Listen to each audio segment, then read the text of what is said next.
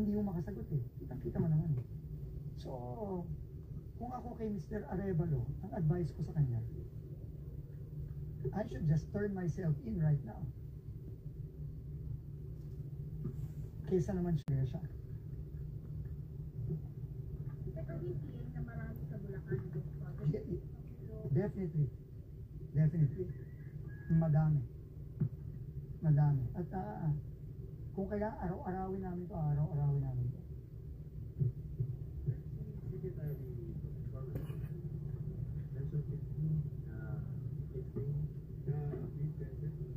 Yes, I got a briefing, but of course, ano yun, no?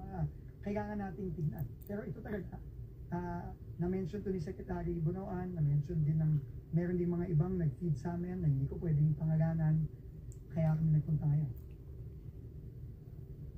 Kitang-kita naman natin. Tsaka, yung kapal ng mukha na babalik dito, tapos pipilit buhayin yung patay dito, na magmamadali, tapos talagang brazen.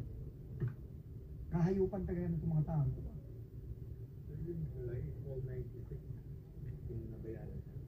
Yeah. Well, I will have to verify, but it looks like it. It looks like.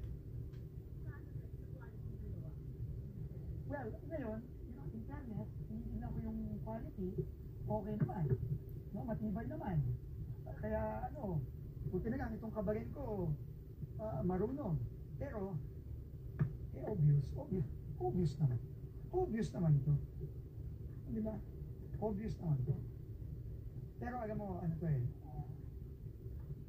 ang dami nito. All over. Kaya tingin ko tama talaga yung desisyon ng ating Pangulo kahapon na utusan ako, direktahan ako na repasuhin, revisahin itong budget ng DPWH para sa 2026. At tama din yung direktiba niya sa akin na ihinto muna ang mga bidding na hindi pa tapos. At yung mga natapos na at na-award na, talagang kailangan natin bantayan ng maigi. Kasi, sa tagal ko sa gobyerno, yung nakakita ng ganito. Ibang klase to, ibang level.